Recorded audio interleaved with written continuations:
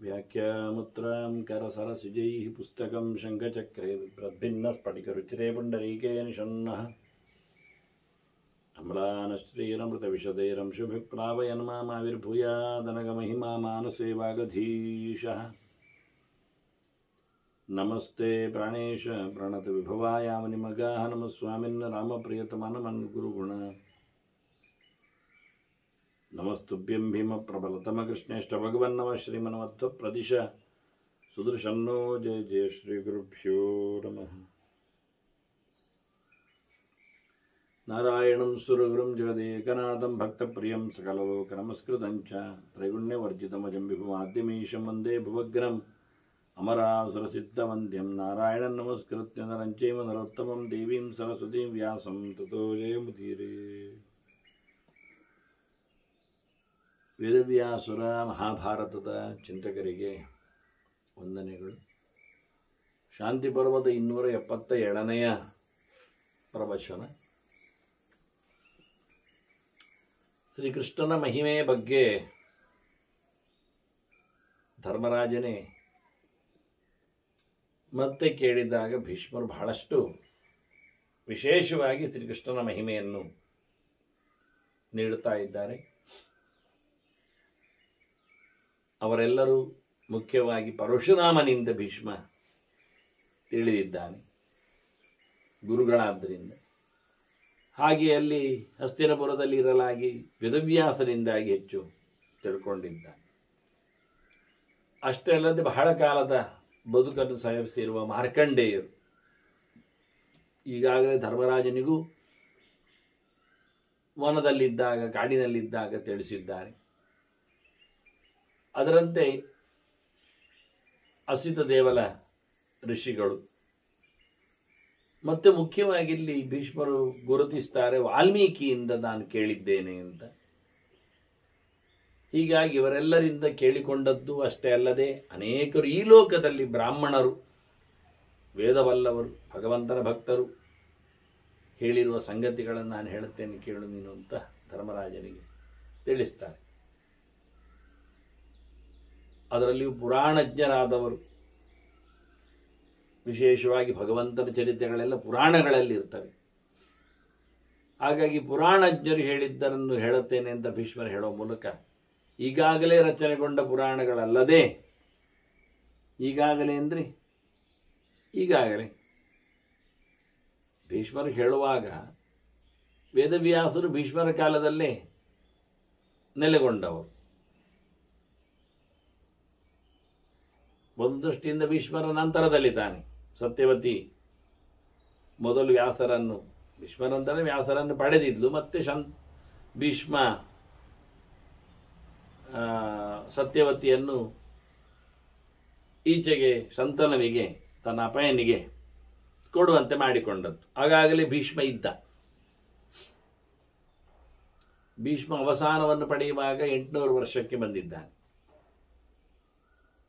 ಆಗ ಧರ್ಮರಾಜನಿಗೆ 108 ವರ್ಷ. ಇನ್ನು 36 ವರ್ಷ ಕಮ್ಮಿಯಾಗಿ ಭೀಷ್ಮ ಅವಸಾನ ಆಗುವಾಗ 800 ಆದಾಗ ಧರ್ಮರಾಜನಿಗೆ 72 ವರ್ಷ ಆಗಿದೆ. ಧರ್ಮರಾಜ 72 ಆದರೆ ಧೃತರಾಷ್ಟ್ರನಿಗೆ 100 ಆಗ್ಬೋದು.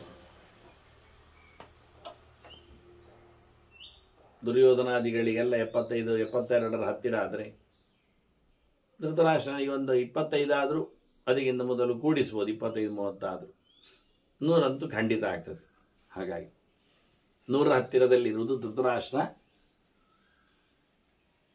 ಭೀಷ್ಮ 800ಕ್ಕೆ ಬಂದಾಗ ತನ್ನ ಅವಸಾನವನ್ನು ಪಡೆಯುವಾಗ ವ್ಯಾಸ ಷಟ್ಶತವರ್ಷೀಯ ಧೃತರಾಷ್ಟ್ರಮಜೀಜನತು ಅಂತ ಹೇಳಿ ಆಚಾರ್ಯವಂತರು ವಾಕ್ಯ ಹೇಳಲಾಗಿ, ಪ್ರಮಾಣ ನೀಡಲಾಗಿ, ಪುರಾಣಗಳು ತಿಳಿಸಲಾಗಿ ವೇದವ್ಯಾಸರು ಅವತರಿಸಿ 600 ವರ್ಷಗಳಾದಾಗ ಧೃತರಾಷ್ಟ್ರನನ್ನು ಪಡೆದದ್ದು.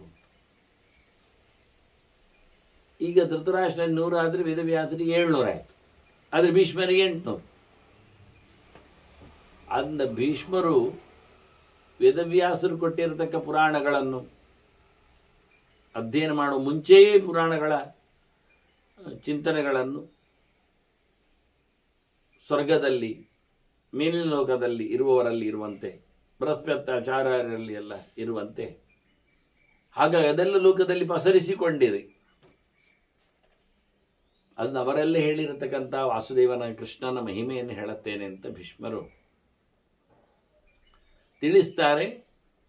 ಮತ್ತೆ ನಾನು ಪೂರ ಹೇಳುತ್ತೇನೆ ಅಥವಾ ಹೇಳಲಿಕ್ಕೆ ಆಗ್ತದೆ ಅಂತಲ್ಲ ದೇವರ ಮಹಿಮೆ. ಕೇಶವಸ್ಯ ಮಯಾ ರಾಜನ್ ನಶಕ್ಯಾಹ ವರ್ಣಿತುಂ ಗುಣ. ಬ್ರಹ್ಮರುದ್ರರನ್ನು ನಿಯಮಿಸುವ, ಸೃಷ್ಟಿಗೈದ, ಸಂಹಾರಗೊಳಿಸುವ, ಅವರಿಗೆ ಸೃಷ್ಟಿ ಸಂಹಾರಗಳಲ್ಲಿ ಕೆಲಸ ಕೊಟ್ಟಿರುವ ಆ ಪರಮೋಚ್ಚರ ಬಗ್ಗೆ ನಾನು ಎಷ್ಟರ ಬಗ್ಗೆ ಹೇಳಿ ಏನು ಅವನ ಗುಣಗಳನ್ನು. ಈದೃಶೋಸೋ ಋಷಿಕೇಶ ವಾಸುದೇವ ಪರಾತ್ಪರ ಹೀಗಿದ್ದಾನೆ ಅಂತ ಹೇಳಿ ಎಷ್ಟು ನನಗೆ ಹೇಳಲಿಕ್ಕೆ ಆಗುವುದಿಲ್ಲ. ಯಾಕೆಂದರೆ ಅವನು ಸಕಲ ಮನೋವೃತ್ತಿಗಳಲ್ಲೆಲ್ಲ ನೆಲೆಗೊಂಡು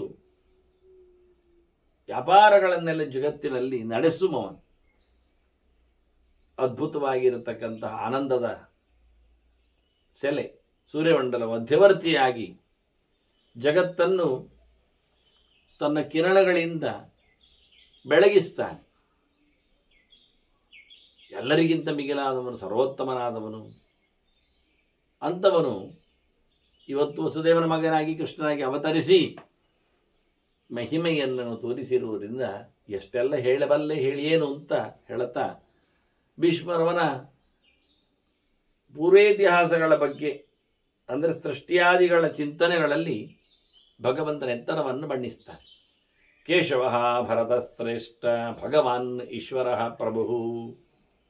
ಸಕಲ ಗುಣ ಸಂಪೂರ್ಣನಿದ್ದಾನೆ, ಎಲ್ಲರ ಒಡೆಯನಿದ್ದಾನೆ, ಎಲ್ಲ ರೂಪಗಳನ್ನು ತಳೆಯುವಲ್ಲಿ ಸಮರ್ಥನೂ ಇದ್ದಾನೆ ಅವತಾರಗಳಲ್ಲಿ. ಅಂತಹ ಭಗವಂತನು ಪುರುಷಃ ಸರ್ವಂ ಇತ್ಯೇವ, ಪುರುಷಃ ಸರ್ವಮಿತ್ಯೇವ ಶ್ರೀಯತೆ ಬಹುಧಾ ವಿಭು. ಎಲ್ಲ ದೇವರೇ ಅಂತಲೇ ನಮಗೆ ತಿಳಿದು ಬರುವುದು.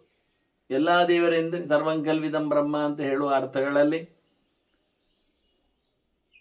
ಅರ್ಜುನನ ಚಿಂತನೆ ಮಾಡಿದಂತೆ ಸರ್ವಂ ಸಮಾಪ್ನೋಷಿ ತತ್ವಸಿ ಸರ್ವ ಹೇಳುವ ಹಾಗೆ ಇಲ್ಲಿ ಪುರುಷಃ ಸರ್ವಂ ಅಂತ ಹೇಳುವ ಮೂಲಕ ಎಲ್ಲ ದೇವರೇ ಅಂತ ಹೇಳುವಾಗ ಎಲ್ಲ ದೇವರಿಂದಲೇ, ಎಲ್ಲ ದೇವರಿಗಾಗಿಯೇ, ಎಲ್ಲದರಲ್ಲಿಯೂ ದೇವರೇ, ಹೀಗೆ ಸಪ್ತಸುಪ್ರಥಮ ಅಂತ 7 ವಿಭಕ್ತಿಗಳ ಅರ್ಥದಲ್ಲಿಯೂ ಪ್ರಥಮ ವಿಭಕ್ತಿಯನ್ನು ಶುಭಾಂಶಲೋಕೆ ಅನ್ನೋ ನೆಲೆಯಲ್ಲಿ ಉಲ್ಲೇಖ ಮಾಡ್ತಾರೆ, ತೋರಿಸಿಕೊಡುತ್ತಾರೆ. ಇದನ್ನು ಪ್ರಾಚೀನ ವ್ಯಾಖ್ಯಾನಕಾರರು ಗಮನಿಸಿದ್ದಾರೆ. ಇದನ್ನೇ ಶ್ರುತಿಯು ಹೇಳುತ್ತದೆ, ಪುರುಷ ಏವೇದಂ ಸರ್ವಂ. ಸೇಮ್. ಹಾಗಾಗಿ ಪುರುಷಾದೇವೈದಂ ಸರ್ವಂ, ಪುರುಷೇ ಇವೇದಂ ಸರ್ವಂ. ಪರಮಪುರುಷನಿಂದಲೇ ಇವೆಲ್ಲ ಜಗತ್ತಿನ ಸೃಷ್ಟಿ, ಭಗವಂತನಲ್ಲಿ ಇವೆಲ್ಲ ಜಗತ್ತು ನಿಂತುಕೊಂಡಿದೆ. ಪುರುಷ ಏವೇದಂ ಸರ್ವ, ಇದು ಭಗವಂತನಿಗಾಗಿಯೇ ಸಮರ್ಪಿತವಾಗಬೇಕಾದ್ದು ಅನ್ನುವ ಎಲ್ಲ ಅರ್ಥಗಳಲ್ಲಿ ಪ್ರಧಾನನಾದ ಭಗವಂತನ ಸ್ವಾತಂತ್ರ್ಯವನ್ನು, ಸರ್ವೋತ್ತಮತ್ವವನ್ನು ಹೇಳುವಲ್ಲಿ ಈ ಶಬ್ದಗಳು ದುಡಿಸಿಕೊಳ್ಳುತ್ತವೆ. ಎಲ್ಲರೊಳಗೆ ಪ್ರವೇಶ ಮಾಡಿದವ, ಎಲ್ಲಕ್ಕಿಂತ ಮೊದಲಿದ್ದವ ಪುರಾಸಹ, ಬ್ರಹ್ಮಾಂಡಪುರದಲ್ಲಿ ತಾನು ಆರಾಮವಾಗಿದ್ದಾನೆ. ಪುರುಷೇತೆ, ಪುರುಸಹ, ಪೂರ್ಣನಾದಂತಹ ಶ್ರೇಷ್ಠ ಸಂಗತಿ ಭಗವಂತನೊಬ್ಬನೇ. ಪುರಬ್ರಹ್ಮಗುಣಾಧಿಕ್ಯಾದ್ ಅಂತ ಹೇಳಿಕೊಂಡು ಸಕಲ ಗುಣ ಸಂಪೂರ್ಣನಾಗಿ, ಪೂರ್ವ ಅಂದರೆ ಪೂರ ಅಂತ ಅರ್ಥ, ಪೂರ ಆದವನು. ಸಹ ಪುರು, ಅವನೊಬ್ಬರೇ ಪೂರ ಅನ್ನೋ ನೆಲೆಯಲ್ಲಿ ಭಗವಂತನ ಚಿಂತನೆ ಮಾಡುತ್ತಾ ಮಹಾಭೂತಾನಿ ಭೂತಾತ್ಮ ಮಹಾತ್ಮ ಪುರುಷೋತ್ತಮ ಅನ್ನುವ ಕಲ್ಪಯತ್, ಒಂದೊಂದನ್ನೇ ಸೃಷ್ಟಿ ಮಾಡಿದ್ದಾನೆ. ಸರ್ವ ಮಹಾಭೂತಾನಿ, ಭೂತಾತ್ಮ, ಸಕಲ ಪ್ರಾಣಿಗಳಲ್ಲಿ ಒಳಗೆ ನೆಲೆಗೊಂಡು ಚರಾಚರ ಪ್ರಪಂಚದಲ್ಲಿ ವ್ಯಾಪ್ತನಾಗಿ ಎಲ್ಲವನ್ನೂ ಕಬಳಿಸುವ ತತ್ವನಾದಂತಹ ಭಗವಂತ ಅತೀ ಮಹಿಮನು, ಮಹಾತ್ಮನು, ಬಹಳ ಅದ್ಭುತವಾದಂತಹ ವ್ಯಕ್ತಿತ್ವವುಳ್ಳವನು, ಎಲ್ಲೆಡೆ ಎಲ್ಲವನ್ನು ನೆಲೆಗೊಂಡು ನೋಡಿಕೊಳ್ಳುವವನು, ಸಾಕ್ಷಿಯಾಗಿರುವವನು. ಅವನು ಪಂಚಭೂತಗಳನ್ನು ಆಕಾಶ, ವಾಯು, ಅದರ ನಂತರದಲ್ಲಿ ತೇಜಸ್ಸು, ನೀರು, ನೆಲ, ಇವನ್ನೆಲ್ಲ ಸೃಷ್ಟಿ ಮಾಡಿದ್ದಾನೆ ಒಳಗಿದ್ದುಕೊಂಡು. ಮತ್ತೆ ಸರ್ವಭೂತೇಶ್ವರ ನೋಡಿ ಭಗವಂತನ ಹೆಸರು ಸರ್ವಭೂತೇಶ್ವರ. ಎಲ್ಲಿಯಾದರೂ ಕೇಳಿದ್ರಿ ನಮೂನೆಯ ಭೂತವನ್ನು ಈಶ್ವರ ಜೊತೆಯಲ್ಲಿ? ಸರ್ವಭೂತೇಶ್ವರ, ಎಲ್ಲದರ ಒಡೆಯನು, ಪ್ರಭು ಎಲ್ಲವನ್ನು ಮಾಡಲು ಸಾಮರ್ಥ್ಯವುಳ್ಳವನು. ಅಪ್ಸೇವ ಶಯನಂ ಚಕ್ರೇ, ನೀರಿನಲ್ಲೇ ವಿಶಾಲವಾದ ನೀರ ಸೃಷ್ಟಿ ಮಾಡಿಕೊಂಡು ಅದರಲ್ಲಿ ಮಲಗಿಬಿಟ್ಟಿದ್ದಾನೆ, ಚಂದ ಮಾಡಿ ಹಾಸಿಗೆ ಮಾಡಿಕೊಂಡಿದ್ದಾನೆ. ಸರ್ವ ತೇಜೋಮಯ ತಸ್ಮಿನ್ ಶಯಾನಃ ಶಯನೇ ಶುಭೆ, ನೀರಿನಲ್ಲಿ ಆಕಾಶದಲ್ಲಿ ಚಂದವಾದ ಹಾಸಿಗೆಯಲ್ಲಿ ವಿಶಿಷ್ಟವಾದ ಬೆಳಕಿನಿಂದ ತೇಜಸ್ಸಿನಿಂದ ಪ್ರಕಾಶದಿಂದ ಮಲಗಿದ್ದ. ಸೋಗ್ರಜ ಸರ್ವಭೂತಾನಾಂ ಸಂಕರ್ಷಣಂ ಅಚಿಂತಯತ್, ಹಾಗೆಯೇ ಮೊದಲಿಗೆ ಸಂಕರ್ಷಣ ರೂಪವನ್ನಲ್ಲಿಂದ ಸೃಷ್ಟಿಗೆ ತಂದಿದ್ದ. ಇಲ್ಲಿ ಹೇಳುವಾಗ ಭೀಷ್ಮರು ಹೇಳ್ತಾರೆ ಅಗ್ರಜಃ ಅಂತ, ಸರ್ವಭೂತಾನ ಎಲ್ಲರಿಗಿಂತ ಮೊದಲು ಬಂದವನು ಅಂತ ಅರ್ಥದಲ್ಲಿ ಕೊಡ್ತಾರೆ, ಅಗ್ರೇ ಜಾತಃ ಅಂತ. ನೋಡಿಕೊಂಡಾಗ ಅಗ್ರಜ ಅಂದ್ರೆ ನಿನ್ನ ಅಣ್ಣನು ಅಂತ ಹೇಳಿಕೊಂಡಾಗೆ, ಇವನ ಅಣ್ಣನು ಬಲರಾಮನು, ಹೌದು ಅವನು ಹೌದು. ಮುಂದೆ ಪರಿಚಯಿಸುವಾಗ ಹಾಗೆ ಹೇಳುತ್ತಾನೆ, ಸಂಕರ್ಷಣ ಬಂದಿದ್ದಾನೆ, ಸಧಾರಯತಿ ಭೂತಾನಿ, ಭಗವಂತನ ರೂಪಗಳಿಂದಲೇ ರೂಪಗಳು ಹೊರಹೊಮ್ಮು, ಭಗವಂತನ ರೂಪಗಳಿಂದಲೇ ಜೀವನದ್ದು ಸೃಷ್ಟಿಯಾಗುವಂಥದ್ದು. ಅದರಿಂದ ಸಂಕರ್ಷಣೆ ಎನ್ನುವ ಜೀವಾವಶೇಷ ಸಧಾರಯತಿ ಭೂತಾನಿ, ಈ ಜಗತ್ತನ್ನು ಹೊತ್ತವ, ಉಭಯಭೂತ ಭವಿಷ್ಯತಿ, ಹಿಂದೆ ಮುಂದೆ ಎಲ್ಲ ಆಗುವ ಅರ್ಥ. ಭಗವಂತನಂತೆ ಸಂಕರ್ಷಣ ಮೂರ್ತಿ ಇದೆ, ರೂಪವೂ ಇದೆ, ಅದನ್ನೆಲ್ಲ ಹೊತ್ತುಕೊಳ್ತದೆ. ಗ್ರಾವಿಟೇಷನ್ ಪವರ್ ಶಕ್ತಿಯಾತ್ಮಕವಾಗಿ ಅದು ಭಗವಂತ. ಸಂಕರ್ಷಣನ ಅಂದ್ರೆ ಶೇಷನ ಒಳಗಿದ್ದು ಇರತಕ್ಕ ಭಗವಂತನ ಸಂಕರ್ಷಣ ಮೂರ್ತಿ ಅಷ್ಟೇ ಅಲ್ಲ, ಅದು ಅಲ್ಲದನೇ ಶಕ್ತಿಯಾತ್ಮಕವಾಗಿ ಭಗವಂತ ಈ ಜಗತ್ತನ್ನು ಹೊತ್ತಿದ್ದಾನೆ ಎನ್ನುವುದೇ ಸಂಕರ್ಷಣ ಅಂತ ಅರ್ಥ. ಮತ್ತಲ್ಲಿಂದ ಪ್ರದ್ಯುಮ್ನ ಮಸ್ತ್ರ ತಸ್ಮಾ ಸರ್ವ ತೇಜ ಪ್ರಕಾಶಕಂ, ಎಲ್ಲೆಡೆ ತುಂಬಿದ ಬೆಳಕುಳ್ಳ ಭಗವಂತನ ಮಗದೊಂದು ರೂಪ ಅಲ್ಲಿಂದ ಹೊರಗೆ ಬಂದಿದೆ, ಅದಕ್ಕೆ ಪ್ರದ್ಯುಮ್ನ ಅಂತ ಹೆಸರು. ಬ್ರಹ್ಮಾಂಡದ ಅರಸತ್ತಿಗೆಯಲ್ಲಿ ನೆಲೆಗೊಳ್ಳುವ ಎಲ್ಲರಿಗೂ ಸಂಪತ್ತನ್ನು ಕೊಟ್ಟ ರೂಪ ಅದು ಪ್ರದ್ಯುಮ್ನ ರೂಪ. ಭಾರಿ ಪ್ರಕಾಶ, ಪ್ರದ್ಯುಮ್ನ ಅಂದ್ರೆ ತೇಜಸ್ಸು ಅಂತ ಅರ್ಥ. ಅಲ್ಲಿಂದ ಮತ್ತೆ ಅನಿರುದ್ಧ ತತ್ವಜ್ಞ, ಅಲ್ಲಿಂದ ಮತ್ತೆ ಅನಿರುದ್ಧ ಬಂದ. ಇದು ಭಗವಂತನ ರೂಪ ವಿಶೇಷಗಳು ಹೌದು, ಪ್ರದ್ಯುಮ್ನ ಅಂತ ಅನಿರುದ್ಧ ಅಂತ. ಇನ್ನೊಂದು ಅಲ್ಲದ ಜೀವರೂಪಗಳು ಇವೆ, ಅವುಗಳು ಮತ್ತೆಯೂ ಸೃಷ್ಟಿಯಲ್ಲಿ ಬರ್ತಾವೆ. ಪ್ರದ್ಯುಮ್ನ ಅಂದ್ರೆ ಕಾಮ, ಮನ್ಮಥ, ರತಿಯ ಪತಿ. ಅನಿರುದ್ಧವನ ಮಗ ಇನ್ನು ಕೆಳಗೆ. ಹೀಗೆ ಇವರೆಲ್ಲ ಸೃಷ್ಟಿಯಲ್ಲಿ ಬಂದಿದ್ದಾರೆ. ಸರ್ವಶಕ್ತಿ ಮಹಾದ್ವಿತಿ, ಎಲ್ಲ ಸಾಮರ್ಥ್ಯವುಳ್ಳಂತ ಅನಿರುದ್ಧ, ಎಲ್ಲರೊಳಗೆ ಪ್ರವೇಶ ಮಾಡುವ ಅಂತರ್ಯಾಮಿಯಾದ ರೂಪ ಅದು ವಿಶೇಷವಾಗಿ. ಭಗವಂತ ನೀರಿನಲ್ಲೇ ಇದ್ದಾನೆ. ಅಪ್ಸು ವ್ಯೋಮಗತಃ ಶ್ರೀಮಾನ್ ಯೋಗನಿದ್ರಾ ಮುಪೇವಾನ್, ನೀರಿನಲ್ಲಿ ಪವಡಿಸಿದ್ದಾನೆ, ನಿದ್ದೆ ಮಾಡಿದ್ದಾನೆ. ಯೋಗ ನಿದ್ರೆ, ನಿದ್ದೆ ಅಲ್ಲ, ಎಚ್ಚರದ ಮಲಗುವಿಕೆ. ಹಾಗಾಗಿ ಆರಾಮವಾಗಿ ಮಲಗಿದ್ದಂತೆ ಇದ್ದಾನೆ, ತುಂಬ ಎಚ್ಚರದಲ್ಲಿದ್ದಾನೆ. ಭಗವಂತನಿಗೇನು ನಿದ್ದೆ ಬರುವುದಿಲ್ಲ, ಆಯಾಸ ಆಗುವುದಿಲ್ಲ. ದೈಹಿಕವಾದವನಲ್ಲಿ ಯಾವುದೇ ರೀತಿಯಾದ ಬಾಧೆಗಳಿಲ್ಲ. ಅವನದ್ದು ದೇಹವೇ ಸ್ವರೂಪಭೂತವಾದದ್ದು, ಗುಣಾತ್ಮಕವಾದದ್ದು, ಆನಂದಾತ್ಮಕವಾದದ್ದು, ಪ್ರಾಕೃತವಾದದ್ದು ಅಲ್ಲವೇ ಅಲ್ಲ. ಅಂತಹ ಭಗವಂತ ತಸ್ಮಾ ಸಂಜಜ್ಞರೇ ದೇವ ಬ್ರಹ್ಮ ವಿಷ್ಣು ಮಹೇಶ್ವರ. ಅವನಿಂದ ಮತ್ತೆ 3 ಜನ ಬ್ರಹ್ಮ ವಿಷ್ಣು ಮಹೇಶ್ವರರು ಬಂದಿದ್ದಾರೆ. ಇದೆಂದು ದೇವರಿಂದ ಬ್ರಹ್ಮ ವಿಷ್ಣು ಮಹೇಶ್ವರರು ಬರಲಿ. ದೇವರಿಂದ ಬ್ರಹ್ಮ ಬರಲಿ, ಮಹೇಶ್ವರ ಬರಲಿ, ವಿಷ್ಣು ಬಂದರೆ ಅದೇನು ಕತೆ. ಇಲ್ಲಿ ಮುಂದಕ್ಕೆ ಈ ಗೆರೆಯ ನಂತರದಲ್ಲೇ ಒಂದು ಮಾತಿದೆ, ಹುಟ್ಟಿದ ಲೆಕ್ಕ ಹೇಳುವಾಗ ಅಲ್ಲಿ ಬಂದದ್ದೇನು, ಭಾಸ್ಕರ ಪ್ರತಿಮಂ ದಿವ್ಯಂ ನಾಭ್ಯಾಂ ಪದ್ಮವಜಾಯದ. ಈ ಮಲಗಿನಿಂದ ಪದ್ಮನಾಭ ರೂಪದಿಂದ, ಅದು ಪದ್ಮನಾಭ ಆದದ್ದು. ಮತ್ತೆ ಮಲಗಿದಿಂದ ರೂಪದಿಂದ ಒಂದು ಬಹಳ ಅದ್ಭುತವಾದಂತಹ ನಾಭಿಯಲ್ಲಿ ಕಮಲ ಬಂತು. ಸೂರ್ಯನಂತಹ ತೇಜಸ್ಸು ಅಲ್ಲಿತ್ತು.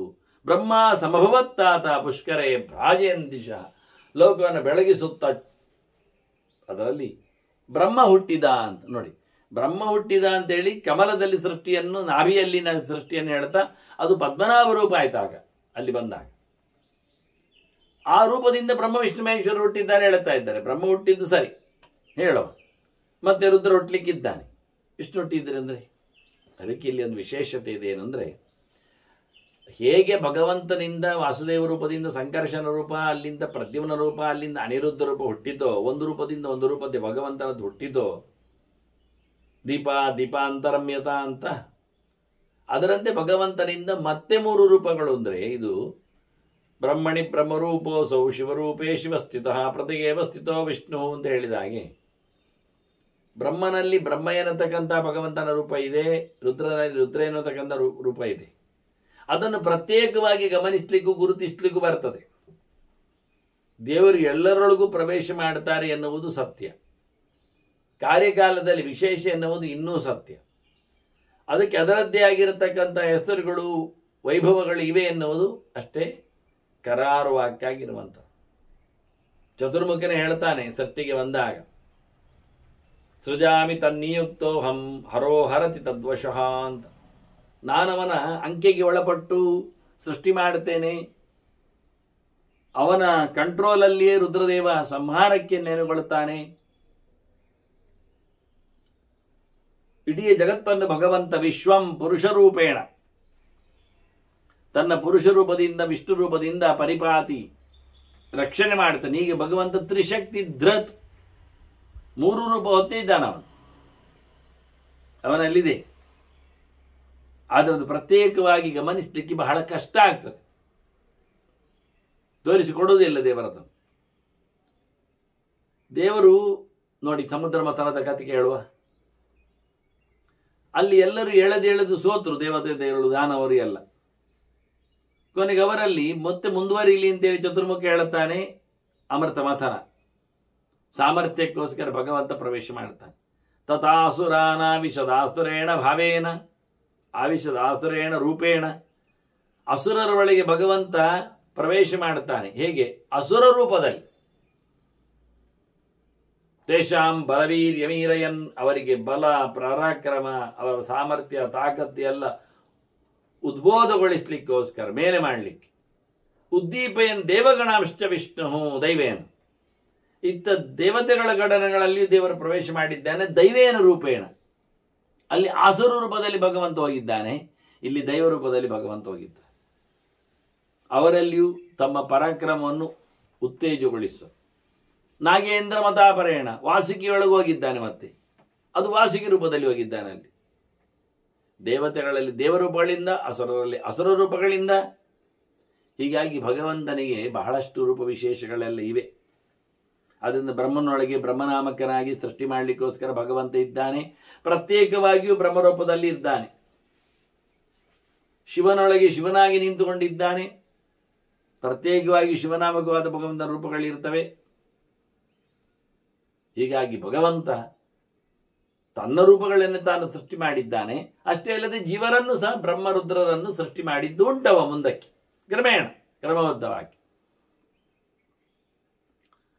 ಅದರ ನಡುವೆಯಲ್ಲಿ ತಮಸ ಪೂರ್ವಜೋ ಜಜ್ಞೆ ಮಧುರ್ನಾಮ ಮಹಾಸುರ. ಇಲ್ಲಿ ಮಧ್ಯದಲ್ಲಿ ಮಧುಕೈಟವರು ಹುಟ್ಟಿದ್ದಾರೆ ಅಸುರರು. ವಿಷ್ಣುಕರ್ಣ ಮಲೋದ್ಭೂತವು ಹಂತು ಬ್ರಹ್ಮಾಣ ಮುದ್ಯತವು ಅಂತ ಹೇಳಿ ಅಲ್ಲಿ ಕುಳಿತಿರತಕ್ಕಂಥ ಪದ್ಮದಲ್ಲಿ ಕುಳಿತಿರ್ತಕ್ಕಂಥ ಬ್ರಹ್ಮನನ್ನು ನುಂಗಲಿಕ್ಕೆ ಹೋಗ್ತಾ ಇದ್ದಾರೆ ಮಧುಕೈಟವರು. ವಿಷ್ಣುವಿನ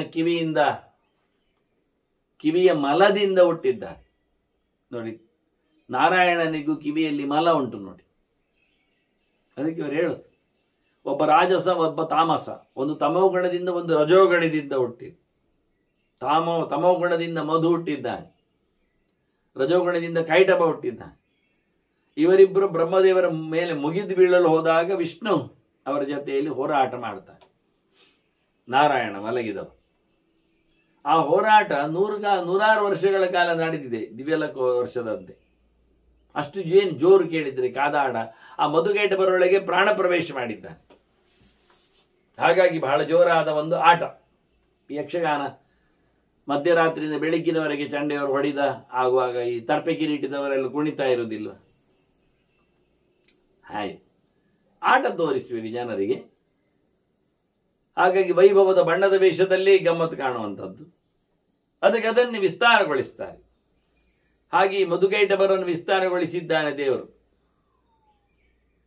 ಕೊನೆಗೆ ಎಂತ ವರ ಕೊಡಬೇಕು ನಿಮಗೆ ಅಂತ ಖುಷಿಯಾಗಿದೆ ಹೋರಾಟ ಅಂತ ವಿಷ್ಣು ಹೇಳಿದರೆ ಅವರಿಗೆ ನಾಚಿಕೆ ಆಗ್ತದೆ. ಶಿಯೇ, ಈಗ ನಾವು ವರ ಕೊಡುದು, ನೀನು ಕೇಳು, ನಾವು ಸೋತೆವಾ? ಭಾರಿ ಖುಷಿ ಆಯಿತು ಹೋರಾಟ ಮಾಡಿ ನನಗೆ. ಎಂತ ಬರಬೇಕು ಅಂತ ಕೇಳ್ತಾ ಇದ್ದಾನೆ ವಿಷ್ಣು. ನಾವು ಕೇಳಬೇಕು ನಿನ್ನ ಹತ್ರ ಬರಬೇಕಾ ಅಂತ ಹೇಳಿ. ನೀನು ಕೇಳು, ಆಯಿತು ನಾನೇ ಕೇಳ್ತೇನೆ ಅಂತ ವಿಷ್ಣು ವರ ಕೇಳ್ತಾನೆ. ಎಂಥದ್ದು? ನೀವು ಸಾಯಿರಿ ಅಂತ ನನ್ನಿಂದ, ಈಗಲೇ ನನ್ನಿಂದ ನೀವು ಸಾಯಬೇಕು ಅಂತ ವರ ಕೇಳ್ತಾನೆ. ನಿಮ್ಮ ತಲೆ ಬೇಕೀಗ. ತಲೆ ಖರ್ಚು ಮಾಡಿದ್ರಾಗ ಮಧುಗೇಟವರು ಇವನ್ನ ಒಳಗೆ ಕೇಳಲಿಕ್ಕೆ ಹೋಗಿ ನಾವು ಹೊರ ಕೊಟ್ಟು ಬಿಟ್ಟಿದ್ದೇವೆ, ಇವರಿಗೆ ಈಗ ಸಿಕ್ಕಿಬಿದ್ದಿದ್ದೇವೆ, ನಾವು ಸಾಯಬೇಕು ಅಂತ ಕೇಳ್ತಾನೆವ ಈಗಲೇ. ಆಯಿತು ಅಂದರು ಮಧುಗೇಟವರು. ಒಂದು ಕಂಡೀಷನ್, ಎಂಥದ್ದು? ನೀರಿಲ್ಲದಲ್ಲಿ ಕೊಳ್ಳು ನಮ್ಮನ್ನು ಅಂತ. ಎಲ್ಲ ಸುತ್ತಮುತ್ತಲ ನೀರೇ ಆದ್ದರಿಂದ ಅವರು ನೀರಿಲ್ಲದಲ್ಲಿ ಕೊಲ್ಲಬೇಕು. ಆಯಿತು ಅಂದ ನಾರಾಯಣ ದೇವರು. ಅವರಿಬ್ಬರನ್ನು ತನ್ನ ತೊಡೆ ಮೇಲೆ ಹಾಕೊಂಡ. ಇಲ್ಲಿ ನೀರುಂಟಾ? ಇಲ್ಲ. ನೀರಿನಲ್ಲಿ ಅವ ಇದ್ದಾನೆ, ಅವನ ತೊಡೆ ಮೇಲೆ ಉಂಟು. ಈ ತೊಡೆಯಲ್ಲಿ ಇಬ್ಬರನ್ನು ಹಾಕೊಂಡ ಮಂಡೆಯನ್ನು ಕಡ್ದ. ಹಾಗಾಗಿ ಅವನನ್ನು ಏನು ಕರೆದ್ರು? ಒಂದೇ ಮಧುಸೂದನ ಅಂತ ಕರೆದ್ರು. ತಸ್ಯ ಚ ವದಾತ್ ಸರ್ವೇ. ಎಷ್ಟು ಚೆನ್ನಾಗಿದೆ ನೋಡಿ. ಹೋರಾಟ ಮಾಡಿದ ಅಸುರರು ಬಹಳ ಜೋರಿದ್ರವರು, ಕಮ್ಮಿ ಅಲ್ಲ. ಬ್ರಹ್ಮನ ಬಗ್ಗೆ ಹಾರ್ಲಿಕ್ಕೆ ಬಂದವರು.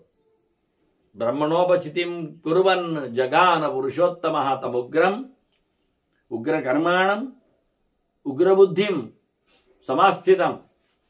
ಕ್ರೂರವಾದ ಭೂಮಿಕೆಯಲ್ಲಿ ಬಂದವನು, ಕೆಟ್ಟ ಕೆಲಸ ಮಾಡಲು ನಿಂತವನು, ಟೋಟಲಿ ಅವ ಉಗ್ರ, ಟೆರರಿಸ್ಟ್, ಭಯೋತ್ಪಾದಕ ಸೃಷ್ಟಿ ಆದಿಯಲ್ಲಿ.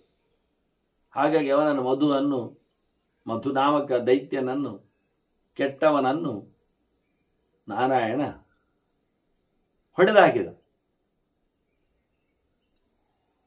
ಇದರಿಂದಾಗಿ ತಸ್ಯದಾದ ವದಾತ್ ಸರ್ವೇ ದೇವದಾನವ ಮಾನವಾಹ ಮಧುಸೂದನ ವಿದ್ಯಾಹು ಋಷಭಂ ಸರ್ವ ಸಾತ್ವತಾಂ. ಎಲ್ಲ ಯಾದವರ ಅರಸನಾದ ಈ ಕೃಷ್ಣನನ್ನು ಮಧುಸೂದನ ಅಂತ ಅದಕ್ಕೆ ಕರೆದರು. ಬಹಳಷ್ಟು ಬಾರಿ ಗೀತೆಯಲ್ಲಿ ನೋಡಿಕೊಂಡಾಗ ಅರ್ಜುನ ಕರೆಯುವುದು ಕಾಣ್ತದೆ ನಮಗೆ, ಮಧುಸೂದನ ಅಂತ. ಸೇನೆಯೋರುಭೆಯೋರು ಮಧ್ಯೆ ರಥಂ ಸ್ಥಾಪಯ ಕೇಶವ ಅಂತೇಳಿ ಹೇಳಿಕೊಳ್ಳುವ, ಮಾಧವ ಅಂತ ಹೇಳಿಕೊಳ್ಳುವ ಹಾಗೆ ಬೇರೆ ಬೇರೆ ನಾಮಗಳಿಂದ ಭಗವಂತನ ಚಿಂತನೆಗಳು ಅಲ್ಲಿ ಬರ್ತವೆ. ಹಾಗಾಗಿ ಇವನನ್ನು ದೇವದಾನವ ಮಾನವಾಹ ಅಂತಾರೆ. ದೇವತೆಗಳು ಕರೆದಿದ್ದಾರೆ, ದಾನವರು ಕರೆದಿದ್ದಾರೆ, ಕೊನೆಗೆ ಮನುಷ್ಯರೂ ಸಹ ಅವನನ್ನು ಮಧುಸೂದನ ಅಂತ ಕರೆದಿದ್ದಾರೆ, ಮಧುದೈತ್ಯನ ಸಂಹಾರದ ನಂತರದಲ್ಲಿ ಅಂತ. ಹಾಗೆ ಕೈಟಭಾರೆ ಅಂತ ಕರೀತು, ಕೈಟಭಾರತನ ಅಂತ. ಅವನು ಕೈಟಭರನ್ನು ಮುಗಿಸಿದ್ದಾನೆ. ಇಲ್ಲಿ ಒಂದೇ ಹೇಳಿದ್ದು, ಇನ್ನೊಂದು ಹೇಳಲಿಲ್ಲ. ಯಾಕೆಂದ್ರೆ ಅರ್ಥ ಮಾಡಿಕೊಳ್ಳಿಕ್ಕೆ ಇನ್ನೊಂದು ಆಗ್ತದೆ ಅಂತ. ಒಂದರ ಬಗ್ಗೆ ತಮಸ್ಸು ಹೇಳಿದ್ರೆ ಇನ್ನೊಂದು ಬಗ್ಗೆ ರಜಸ್ಸು ಉಂಟು ಅಂತ ತಿಳ್ಕೊಳ್ಳಿಕ್ಕೆ ಕಥೆಯನ್ನೆಲ್ಲ ಪೂರ ವಿಸ್ತಾರವಾಗಿ ಹೇಳೋದಿಲ್ಲ. ಅಲ್ಲಲ್ಲಿ ಒಂದೊಂದು ಮುಟ್ಟಿಕೊಂಡು ಹೋಗಿ ಇವನನ್ನು ಮಧುಸೂದನ ಅಂತ ಕರೆಯುವುದಕ್ಕೆ, ಮಧು ದೈತ್ಯ ಎಲ್ಲಿದ್ದಾನೆ ಅಂತ ತಿಳ್ಕೊಳ್ಳಿಕ್ಕೆ ಭೀಷ್ಮರೊಂದು ಚರಿತೆ ಹೇಳಿಬಿಟ್ರಷ್ಟು. ಬ್ರಹ್ಮಾನು ಸಸೃಜೆ ಪೂರ್ವಾನ್ನ ಮಾನಸಾನ್ನ ದಕ್ಷ ಸಪ್ತಮಾನ್. ಮುಂದೆ ಸೃಷ್ಟಿಯನ್ನು ಮುಂದುವರಿಸಲಿಕ್ಕೆ ಬ್ರಹ್ಮದೇವ ಇದ್ದಾನೆ. ಅವನು 7 ಜನರನ್ನು ಸೃಷ್ಟಿ ಮಾಡಿದ್ದಾನೆ. ಸಂಕಲ್ಪದಲ್ಲಿ ಸೃಷ್ಟಿ ಮಾಡಲಿಕ್ಕೆ ಹವಣಿಸಿದ್ದ. ಅದರಲ್ಲಿ ಮರೀಚಿ ಶ್ರೇಷ್ಠ. ಮರೀಚಿ ಅವನು ಪ್ರಜಾಪತಿಗಳ ಪತಿ ಇದ್ದಾನೆ. ಅವನನ್ನು ಮನಸ್ಸಿನಿಂದ ಸೃಷ್ಟಿ ಮಾಡಿದ್ದಾನೆ. ಅತ್ರಿಯನ್ನು ಕಣ್ಣಿನಿಂದ ಸೃಷ್ಟಿ ಮಾಡಿದ್ದಾನೆ, ಚತುರ್ಮುಖ. ಅಂಗಿರಸ್ತನ್ನು ಬಾಯಿಯಿಂದ ಸೃಷ್ಟಿ ಮಾಡಿದ್ದಾನೆ. ಪುಲಸ್ತ್ಯನನ್ನು ಕಿವಿಯಿಂದ ಸೃಷ್ಟಿ ಮಾಡಿದ್ದಾನೆ. ಪುಲಹನನ್ನು ನಾಭಿಯಿಂದ, ಕೈಯಿಂದ ಕ್ರತುವನ್ನು, ಆನಂತರ ಅಗುಷ್ಟದಿಂದ ಹೆಬ್ಬೆರಳು ಯಾವುದು ಬಲಕೈಯ ಹೆಬ್ಬೆರಳಿನಿಂದ ದಕ್ಷ ಅಂಗುಷ್ಟಾತ್ ದಕ್ಷ ಬಂದಿದ್ದಾನೆ. ಅದೇ ಕರ್ಮವನ್ನು ನಡೆಸಿಕೊಡುವ ದಕ್ಷ ಪ್ರಜಾಪತಿ. ಹೀಗೆ 7 ಜನರನ್ನು ಅವನು ಇನ್ನೂ ತಂದಿದ್ದಾನೆ. ಜನರನ್ನು ಅದನ್ನು ಬೇರೆ ಕಡೆ ಹೇಳಿದ್ದಾರೆ. ಇಲ್ಲಿ 7 ಮಾತ್ರ ಮುಟ್ಟಿದ್ದಾನೆ ವಿವರಣೆಗಾಗಿ ಭೀಷ್ಮ. ಅದರಲ್ಲಿ ಮರೀಚಿ ಮತ್ತೆ ಕಶ್ಯಪನನ್ನು ಪಡೆದಿದ್ದಾನೆ. ಮರೀಚಿ ಕಶ್ಯಪಂತಾತ ಮಾನಸಂ ಜನಯಾಮಾಸ. ಎಂಥ ವ್ಯಕ್ತಿ ಅವನು! ತೈಜಸಂ ಬ್ರಹ್ಮ ವಿತ್ತಮಂ. ಭಗವಂತನ ಬಗ್ಗೆ ಬಹಳ ಎಚ್ಚರವುಳ್ಳ ಕಶ್ಯಪ ಎನ್ನುವನನ್ನು ಒಬ್ಬನನ್ನು ಪಡೆದಿದ್ದಾನೆ ಮರೀಚಿ. ಹಾಗೆ ಇವರಿಗೆಲ್ಲ ಹೆಣ್ಮಕ್ಕಳನ್ನು ಕರುಣಿಸಿದವ, ಮದುವೆ ಮಾಡಿಕೊಟ್ಟವ ದಕ್ಷ ಪ್ರಜಾಪತಿ. ಅವ ಪ್ರಜಾಪತಿಗಳ ಒಡೆಯವ. ಹಾಗಾಗಿ ಅವನು 60 ಹುಡುಗಿಯರನ್ನು ಹೆತ್ತಿದ್ದಾನೆ, ಪ್ರತ್ಯೇಕ ಬೇರೆ ಬೇರೆ. ಅದರಲ್ಲಿ 13 ಮರೀಚಿಯ ಮಗನಿಗೆ ಕಶ್ಯಪನಿಗೆ ಕೊಡ್ತಾನೆ. ಪ್ರಜಾಪತೆ ದ್ವೈತರಃ ತಾಸಾಂ ಜ್ಯೇಷ್ಠ ಅಭವದ್ದಿತಿ. ಮರೀಚ ಕಶ್ಯಪಸ್ತಾತ ಸರ್ವೇಷಾಂ ಅಭವತ್ಪತಿ ಸರ್ವಾಸಾಂ ಅಭವತ್ಪತಿ. ಈ 13 ಹುಡುಗಿಯರನ್ನು ಮದುವೆಯಾದವ ಎಲ್ಲರಲ್ಲಿಯೂ ಅತ್ಯಂತ ಶ್ರೇಷ್ಠನಾಗಿ ನಿಂತವ ಕಶ್ಯಪ. ಅವನಿಗೆ ದಕ್ಷ 2 ಸರ್ತಿ ಹುಡುಗಿಯರನ್ನು ಕೊಟ್ಟಿದ್ದಾನೆ. ಹಾಗಾಗಿ ಇಲ್ಲಿ 13 ಹುಡುಗಿಯರನ್ನು ಕೊಟ್ಟದ್ದು 60ರಲ್ಲಿ. ಅದು ಮೊದಲಿಗೆ ದೊಡ್ಡವರು, ಅದರಲ್ಲಿ ದಿತಿ ದೊಡ್ಡವಳಂತೆ, ಅದಿತಿ ಸಣ್ಣವಳು ಅವಳಿಗಿಂತ. ಬಹಳ ವಿಶೇಷವಾದಂತಹ ವ್ಯಕ್ತಿ ಈತ. ಮತ್ತೆ ಪುನಃ ದಕ್ಷ ಏನು ಮಾಡಿದ? 13 ಕಶ್ಯಪನಿಗೆ ಕೊಟ್ಟಿದ್ದ. ಅಲ್ಲಿಯ ಸೃಷ್ಟಿಯನ್ನು ಮತ್ತೆ ಅವರು ಉಲ್ಲೇಖ ಮಾಡ್ತಾರೆ, ಚಿಂತನೆಯಲ್ಲಿ ತರ್ತಾರೆ. ಮುಖ್ಯವಾಗಿ ಅದಿತಿ, ದಿತಿ, ಧನು, ಕಾಷ್ಟ, ಅರಿಷ್ಟ, ಸುರಸ, ಇಳ, ಮುನಿ, ಕ್ರೋಧವಶ, ತಾಮ್ರ, ಸುರಭಿ, ಸರಮ, ತಿಮಿ ಅನ್ನುವುದಾಗಿ 13 ಹುಡುಗಿಯರನ್ನು ದಿತ್ಯಾದಿಗಳನ್ನು ಮರೀಚಿಗೆ ಮದುವೆ ಮಾಡಿಕೊಟ್ಟಿದ್ದಾನೆ ದಕ್ಷ. ಉತ್ಪಾದ್ಯತು ಮಹಾಭಾಗ ತಾಸಾಂ ಅವರಜಾದಶ. ಆ ಹುಡುಗಿಯರ ತಂಗಿಯಂದಿರನ್ನು ಮತ್ತೆ 10 ಜನರನ್ನು ಸೃಷ್ಟಿ ಮಾಡಿದ್ದಾನೆ ದಕ್ಷ ಪ್ರಜಾಪತಿ. ಆಸಿಕ್ನೇ ಅವರು 10 ಜನರನ್ನು ದದೌತೆ ದಶ ಧರ್ಮಾಯ ಅಂತ ಧರ್ಮ ಪ್ರಜಾಪತಿಗೆ, ಯಮಧರ್ಮನಿಗೆ ಕೊಟ್ಟಿದ್ದಾನೆ. ಭಾನು, ಲಂಬ, ಕಕುಬು, ಜಾಮಿ, ವಿಶ್ವ, ಸಾಧ್ಯ, ಮರುತ್ವತಿ, ವಸು, ಮುಹೂರ್ತ, ಸಂಕಲ್ಪ ಅಂತ ಅವರು ಹುಡುಗಿಯರು 10 ಜನ. ಅವರಲ್ಲಿ ವಸು, ರುದ್ರರು, ವಿಶ್ವೇ ದೇವತೆಗಳು, ಸಾಧ್ಯರು, ಮರುತ್ವಂತರು ಮುಂತಾದವರು ಆ ಹುಡುಗಿಯರ ಹೆಸರಿನ ಹಾಗೆ ಮಕ್ಕಳು ಹುಟ್ಟಿದ್ದಾರೆ. ವಸು ಎನ್ನುವಲ್ಲಿ ವಸುಗಳು ಬಂದಿದ್ದಾರೆ. ಹಾಗೆ ಇವರೆಲ್ಲ ಸೃಷ್ಟಿಯಾದ ಬಳಿಕ ಅಲ್ಲಿ ಮತ್ತೆ ಪುನಃ ಹುಡುಗಿಯರನ್ನು ದಕ್ಷ ಪ್ರಜಾಪತಿ ಪಡೆದಿದ್ದಾನೆ. ಅಪರಾಷ್ಟ ಯವೀಯಸ್ಯ, ಇನ್ನೂ ಚಿಕ್ಕವರು ಅವರಿಗಿಂತ. ಎಷ್ಟು ಜನ? ತಾಭ್ಯೋನ್ಯಾಹ 27, ಅವರಲ್ಲಿ ಮತ್ತೆ 27 ಜನ. ಈಗಾಗಲೇ 13 ಕೊಟ್ಟಿದ್ದಾನೆ, 10 ಕೊಟ್ಟಿದ್ದಾನೆ, 23 ಕೊಟ್ಟಿದ್ದಾನೆ. ಈಗ ಮತ್ತೆ ಪುನಃ 27 ಮತ್ತೆ 10 ಪಡೆದಿದ್ದಾನೆ. ಅದರಲ್ಲಿ 27 ಜನರನ್ನು ಸೋಮನಿಗೆ, ಚಂದ್ರನಿಗೆ ಕೊಟ್ಟಿದ್ದಾನೆ. ಅದೇ ನಕ್ಷತ್ರಾದಿಗಳು, ಕರ್ತಿಗ, ರೋಹಿಣಿ, ಮೃಗಶಿರ ಇವರೆಲ್ಲ. ಮತ್ತೆ ಉಳಿದವರು ಇತರಾಸ್ತು. ಮತ್ತೆ ಉಳಿದ 10 ಜನರು ವ್ಯಜಾಯಂತ, ಗಂಧರ್ವಾನ್, ತುರಗಾನ್, ದ್ವಿಜಾನ್. ಉಳಿದವರು ಇದರಲ್ಲಿ ಇದ್ದವರು ಎಲ್ಲ ಸೇರಿಕೊಂಡು ಉಳಿದ 10 ಜನರನ್ನು ನಾವು ಕೊಟ್ಟದ್ದನ್ನು ಇಲ್ಲಿ ಹೇಳುವುದಿಲ್ಲ ಭೀಷ್ಮ. ಅದು ನಾವು ಬೇರೆ ಪುರಾಣ ನೋಡಿದಂಗ ಭೂತ, ಅಂಗಿರ, ಕೃಶಾಶ್ವರಿಗೆ ಅಂತ 2 ಮತ್ತೆ ತಾರ್ಕ್ಷಣಿಗೆಯಿಂದ 4 ಅಂತ ಬೇರೆ ಕೊಟ್ಟಿದ್ದಾನೆ. ಹಾಗೆ ಇವರೆಲ್ಲೆಲ್ಲರಲ್ಲಿ ದಕ್ಷ ಪ್ರಜಾಪತಿಯ ಮಕ್ಕಳಲ್ಲಿ ಹುಡುಗಿಯರಲ್ಲೆಲ್ಲ ಈ ಋಷಿಗಳಿಂದ ಹುಟ್ಟಿದವರು ಕೇಳಿದರೆ ಇಡೀ ಪ್ರಪಂಚ ದೊಡ್ಡ ಮಟ್ಟಿನಲ್ಲಿ ಬೆಳಗಿದೆ. ಗಂಧರ್ವಾನ್, ತುರಗಾನ್, ದ್ವಿಜಾನ್, ಕುದುರೆಗಳನ್ನು, ಅದು ಒಂದು ಗೊರಸಿನ ಪ್ರಾಣಿ. ಅದು 2 ಕಡೆಯಲ್ಲಿ ಅದಕ್ಕೆ ಹಲ್ಲುಗಳಿವೆ. ಹಾಗೆಯೇ ದನಗಳನ್ನು ಸೃಷ್ಟಿ ಮಾಡಿದ್ದಾರೆ. ಅದಕ್ಕೆ 2 ಗೊರಸು ಇದೆ, 2 ಉಗುರಿದೆ, ಒಂದೇ ಕಡೆ ಹಲ್ಲಿರ್ತದೆ. ಮತ್ತೆ ಹಕ್ಕಿಗಳೆಲ್ಲ ಸೃಷ್ಟಿಯಾಗಿದ್ದಾವೆ. ಹಾಗೆಯೇ ಕಿಂಪುರುಷಾನ್, ಮತ್ಸ್ಯಾನ್, ಉದ್ಭಿಜ್ಜಾಂಶ್ಚ. ದಾಂಶ್ಚ ಕಿಂಪುರುಷಾನ್, ಮನುಷ್ಯರಲ್ಲದವರು ಮನುಷ್ಯರಂತಿರುವವರು, ಅರ್ಧ ಪ್ರಾಣಿ ಅರ್ಧ ಮನುಷ್ಯರು ಎನ್ನುವರು ಕಿನ್ನರರು. ಈ ಗುಂಪು ಒಂದು ಬಂದಿದೆ. ಅವರಿಗೆ ಮನುಷ್ಯರಾಗಿ ಉಂಟು, ಪ್ರಾಣಿಗಳಾಗಿ ಉಂಟು 4 ಕಾಲು ಅಂಥವು. ಮನುಷ್ಯರ ಮೋರೆ. ಮನುಷ್ಯರಲ್ಲದ ಮೋರೆಯವರಿದ್ದಾರಲ್ಲ, ಮನುಷ್ಯ ದೇಹದವರು, ನರಸಿಂಹ, ವರಾಹ, ಹಯಗ್ರೀವ ಎಲ್ಲ ಹಾಗೆ ಮೋರೆ ಬೇರೆ. ಹಾಗೆ ನಾರದ ತುಂಬರಿಗೂ ಶಾಪದಿಂದ ಒಮ್ಮೆ ಮೋರೆ ಬೇರೆ ಆಗಿದೆ. ಇವರು ಇದೀಗಾಗಲ್ಲ. ಮೋರೆ ಮನುಷ್ಯರದ್ದು ಪ್ರಾಣಿಯ ದೇಹ, ಅದರ ಉಲ್ಟ. ನರಸಿಂಹನಂತೆ ಅಲ್ಲ, ಮನುಷ್ಯರ ಮೋರೆ ಇದೆ, ಪುರುಷ ಆ ಮೋರೆ ಇದೆ, ಪ್ರಾಣಿಗಳ ದೇಹ ಇದೆ. ಇದೆಲ್ಲ ನಾವು ಸಿನಿಮಾಗಳಲ್ಲೆಲ್ಲ ನೋಡಿದ್ದೇವೆ ಅಂತ ಹೇಳಿದ್ರೆ ಅದನ್ನೆಲ್ಲ ಭಾರತವೇ ಹೇಳಿಬಿಟ್ಟಿದೆ ಸೃಷ್ಟಿಯಾಗುವಾಗ. ಅದರಲ್ಲಿ ಜಲಚರ ಪ್ರಾಣಿಗಳನ್ನು ಸೃಷ್ಟಿ ಮಾಡಿದ್ದಾರೆ. ಮರಮಟ್ಟುಗಳು ಸೃಷ್ಟಿಯಾಗಿವೆ ಇಲ್ಲಿಯೇ. ಹೀಗಾಗಿ ಇವೆಲ್ಲ ಸೃಷ್ಟಿಯಲ್ಲಿ ಆದರೆ ಅದರಲ್ಲಿ ಅದಿತಿಯ ಮಕ್ಕಳ ಬಗ್ಗೆ ಮಾತಾಡ್ತಾರೆ ಭೀಷ್ಮರು. ಕೃಷ್ಣನ ಬಗ್ಗೆ ಹೇಳಬೇಕು. ಇದೆಲ್ಲ ಜಂಪ್ ಮಾಡಲಿಕ್ಕೆ ಕಾರಣ ಇಲ್ಲಿ ಭಗವಂತನ ಬಗ್ಗೆ, ಅವತಾರದ ಬಗ್ಗೆ ಹೇಳಲಿಕ್ಕೆ ಕಮ್ಮಿ ಇದೆ, ವಿಶೇಷ ಅಲ್ಲ. ಹಾಗಾಗಿ ಅದನ್ನು ತೊರೆದು ಆದಿತ್ಯಾನಾಂ ಹೇಳ್ತಾರೆ. ಆದಿತ್ಯರಲ್ಲಿ ಆದಿತ್ಯಾನ್ ಅದಿತಿ ಯಜ್ಞೆ. ಆದಿತ್ಯರನ್ನು ತನ್ನ ಮಕ್ಕಳನ್ನು 12 ಜನರನ್ನು ಪಡೆದಿದ್ದಾಳೆ. ದೇವಶ್ರೇಷ್ಠಾನ್ ಮಹಾಬಲಾನ್ ಎಲ್ಲ ದೊಡ್ಡವರೇ. ಸೂರ್ಯ ಬಂದದ್ದು ಅಲ್ಲಿ ವಿವಸ್ವಾನ್, ಅರ್ಯಮ, ಪೂಷ, ತ್ವಷ್ಟ, ಸವಿತ, ಭಗ, ದಾತ, ವಿಧಾತ, ವರುಣ, ಮಿತ್ರ, ಶಕ್ರ, ಕೊನೆಗೆ ವಾಮನ, ಉರುಕ್ರಮ.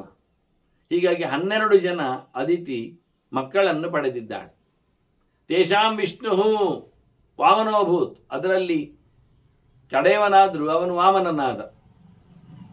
ಸಹಜವಾಗಿ ವಾಮನಾವತಾರದ ಭಗವಂತವನು ಅವನೇನು ಮಾಡಿದ? ಗೋವಿಂದಶ್ಚ ಅಭವತ್ ಪ್ರಭು. ಅವನು ಬಂದವನು ವಾಮನು, ಚಿಕ್ಕವನಾಗಿ ಬಂದಿದ್ದಾನೆ. ಮತ್ತೆ ತಸ್ಯ ವಿಕ್ರಮಣಾಚ್ಚಾಪಿ ದೇವಾನಾಂ ಶ್ರೀ ವ್ಯವರ್ಧತ. ಮತ್ತೆ ಕಾಲು ಬೆಳೆಸಿದ್ದಾನೆ, ತ್ರಿವಿಕ್ರಮನಾಗಿದ್ದಾನೆ. ಅವನು ಮತ್ತೆ ಪುನಃ ಸ್ವರ್ಗದ ಒಡೆತನವನ್ನು ಇಂದ್ರನಿಗೆ ಕಲ್ಪಿಸುವ ಮೂಲಕ, ಬಲಿಯಿಂದ ತಪ್ಪಿಸುವ ಮೂಲಕ ಅವನು ಗೋವಿಂದನಾಗಿದ್ದಾನೆ. ಗೋ ಅಂದರೆ ಸ್ವರ್ಗವನ್ನು ತಲುಪಿಸಿದ್ದಾನೆ. ಅದೇ ಅವನು ಗೋವಿಂದ. ಈಗ ದನ ಕಾಯುವವ ಕೃಷ್ಣ, ಇದೇ ವಾಮನ ರೂಪ. ಯಾಕೆ ಅವರೇ ಕಶ್ಯಪ ಅದಿತಿ ಯಾರಿದ್ದಾರೆ ಅವರೇ ಹಿಂದಕ್ಕೆ ಸುತಪಸ್ಸು ಮತ್ತು ಪೃಶ್ನಿಯಾಗಿದ್ರು. ಅಲ್ಲಿ ಭಗವಂತನು ಕಾಣಿಸಿಕೊಂಡಿದ್ದ. ಅವರೇ ಮುಂದಕ್ಕೆ ಕಶ್ಯಪ ಅದಿತಿಗಳೇ ಇದೀಗ ವಸುದೇವ ದೇವಕಿಯರಾದತ್ತು.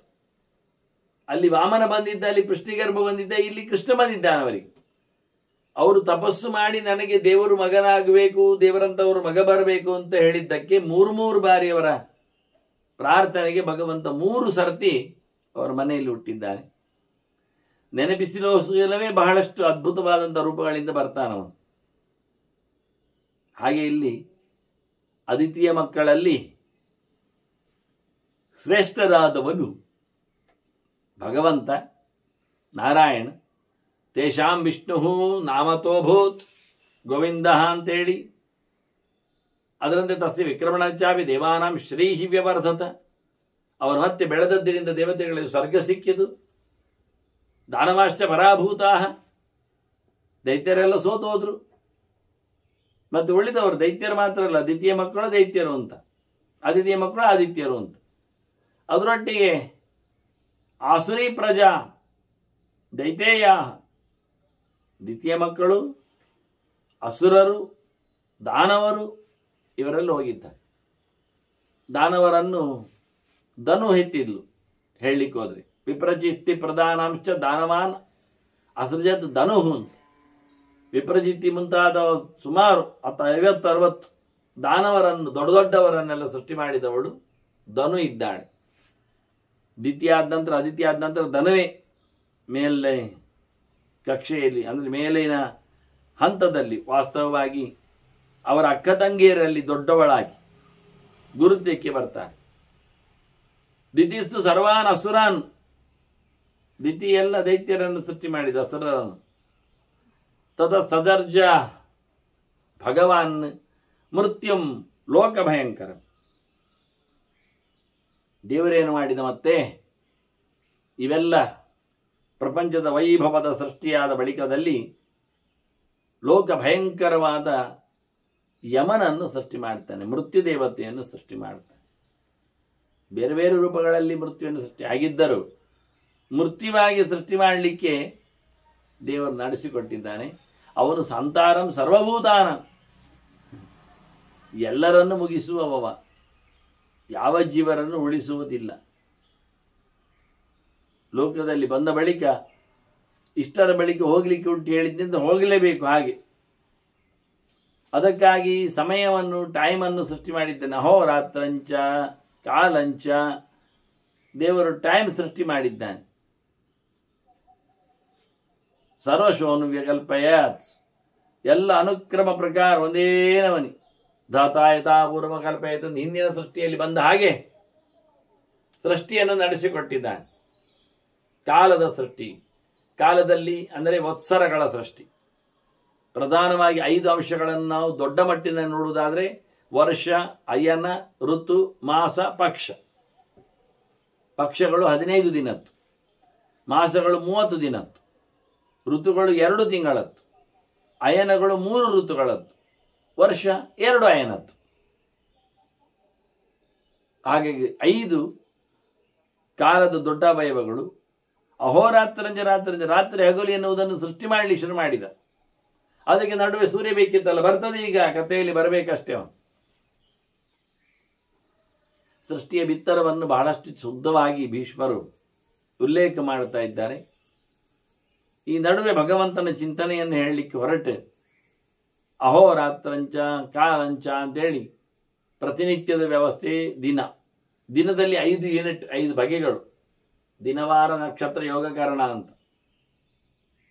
ದಿನ ಅಂದರೆ ತಿಥಿ, ಅದನ್ನು ದಿನ ಅಂತ ಕರೆಯುವುದು. ಹಾಗಾಗಿ ಅಂತಹ ಪಂಚ ಅಂಗಗಳ ಕಾಲದ ಅವಯವಗಳ ಸೃಷ್ಟಿ ಮತ್ತೆ ಉತ್ತಮವಾದ ಪಂಚಾಂಗಗಳ ದೊಡ್ಡ ಮಟ್ಟಿನಲ್ಲಿ ಇವನ್ನೆಲ್ಲ ಸೃಷ್ಟಿ ಮಾಡ್ತಾ ಇದ್ದಾನೆ ಮುಖ್ಯವಾಗಿ ಭಗವಂತ. ಹೀಗೆ ಅದ್ದೂರಿಯಾದ ಸೃಷ್ಟಿಯ ಬಗ್ಗೆ ಇಲ್ಲಿ ಹೇಳದಿದ್ದರೂ ಪುರಾಣಾಂತರಗಳಲ್ಲಿ ಅದರ ಚಿಂತನೆಗಳು ಮತ್ತೆ ಬಿತ್ತರಿಸಿವೆ. ಬಂದ ಕ್ರಮವನ್ನೆಲ್ಲ ಅಲ್ಲಿ ಹೇಳಿಕೊಂಡಿದ್ದಾರೆ. ಆದರೆ ಬೇರೆ ಪುರಾಣಗಳಲ್ಲಿ ಬಂದದ್ದಕ್ಕಿಂತ ವಿಶಿಷ್ಟವಾಗಿ ಮಹಾಭಾರತ, ಭಾಗವತ ಹೇಳಲು ಹೋಗಿ ಅದಕ್ಕೆ ಅನುಗುಣವಾಗಿ ಇತರ ಪುರಾಣಗಳಲ್ಲಿ ಬಂದಿರತಕ್ಕಂಥ ನಾಮ ವ್ಯತ್ಯಾಸಾದಿಗಳನ್ನು ಗಮನಿಸಬೇಕು. ಹೆಚ್ಚು ಕಡಿಮೆಗಳನ್ನು, ಸಾವಕಾಶಗಳೆಷ್ಟು, ಮುಖ್ಯ ಅರ್ಥಗಳು ಹೇಗೆ ಅನ್ನೋ ನೆನೆಯಲ್ಲಿ ನೋಡಿಕೊಂಡಾಗ ಈ ಕಥೆಗಳಲ್ಲಿ, ಸೃಷ್ಟಿಯ ಕಥೆಗಳಲ್ಲಿ ಮುಖ್ಯವಾಗಿ ಸೂಕ್ಷ್ಮವಾದ ಸೃಷ್ಟಿ, ಸ್ಥೂಲವಾದ ಸೃಷ್ಟಿ, ಒಳಗಿನ ಸೃಷ್ಟಿ, ಹೊರಗಿನ ಸೃಷ್ಟಿ ಇವನ್ನೆಲ್ಲ ಗಮನಿಸಿಕೊಳ್ಳಲಿಕ್ಕೆ ಉಂಟು. ಮತ್ತು ಲೋಕದಲ್ಲಿ ಸೃಷ್ಟಿಯನ್ನು ಇದಕ್ಕೆ ಗಮನಿಸಲಿಕ್ಕಿಲ್ಲ. ಅದು ಶಾಪದಿಂದಲೋ ಅಥವಾ ಅನುಗ್ರಹಕ್ಕಾಗಿಯೋ ಅವತಾರಕ್ಕಾಗಿಯೋ ಬರುವಂಥ ಲೆಕ್ಕಾಚಾರದಲ್ಲಿ ಆ ಸಂಗತಿ ಇಲ್ಲ. ಹೀಗಾಗಿ ಸೃಷ್ಟಿಯ ಅನೇಕ ಆಯಾಮಗಳನ್ನು, ದೊಡ್ಡ ಮಟ್ಟಿನ ಕಥೆಯನ್ನು, ಇನ್ನು ಕೃಷ್ಣನ ಪಾರ್ವತ್ಯಕ್ಕೋಸ್ಕರ ಕಾಲೋಸ್ಮೆ ಲೋಕ ಕ್ಷಯಕರ ಪ್ರವೃದ್ಧ ಅಂತ ಏನು ಹೇಳಿಕೊಂಡ ಅರ್ಜುನನಿಗೆ ಅದರ ಬಿತ್ತರಕ್ಕಾಗಿ ದಿನದ ರಾತ್ರಿ ಹಗಲುಗಳಲ್ಲಿಯೂ ತುಂಡು ತುಂಡು ಮಾಡಿಕೊಳ್ಳುವ ನೆಲೆಯಲ್ಲಿ, ಅದರಲ್ಲಿ ಮತ್ತೆ ಮುಹೂರ್ತಗಳು 3 ಗಂಟೆಯಷ್ಟು ಕಾಲ ಯಾಮದ ಲೆಕ್ಕಾಚಾರಕ್ಕೆ, ಅಲ್ಲಿ ಮತ್ತೆ ಪುನಃ ಗಳಿಗೆ ಅದರ ಅರ್ಧಕ್ಕೆ ಬರ್ತದೆ, ಮತ್ತೆ ನಿಮಿಷಗಳು, ಸೆಕೆಂಡುಗಳು ಅಂತೇಳಿ ಕ್ಷಣ ಲವಗಳೆಡೆಗೆ. ಹೀಗಾಗಿ ಒಂದು ದಿನವನ್ನು ಒಂದು ವರ್ಷದಲ್ಲಿ ನೋಡಿಕೊಂಡಾಗ ಬಹಳ ಕಮ್ಮಿ ಮತ್ತು ದೊಡ್ಡ ಸಂಖ್ಯೆ 365 ದಿವಸ ಅಂತ. ಅದರಲ್ಲಿ ಅತ್ಯಂತ ಹತ್ತಿರದ ಕಾಲದ ಅವಯವಗಳನ್ನೆಲ್ಲ ಸೃಷ್ಟಿ ಮಾಡುವ ಮೂಲಕ ಭಗವಂತ ಕಾಲನಾಮಕನಾಗಿ ಎಲ್ಲವನ್ನು ಕಬಳಿಸುವವನಾಗಿ ಬಂದಿದ್ದಾನೆ ಅಂತ ಸಂಹಾರ ರೂಪದಲ್ಲಿ ಭಗವಂತನ ಛಲವನ್ನು ಚಿಂತನೆಗೆ ತಂದಿದ್ದಾನೆ. ಇನ್ನೂ ಅನೇಕ ವಾಸುದೇವನ ಮಹಿಮೆಗಳನ್ನು ಭೀಷ್ಮರು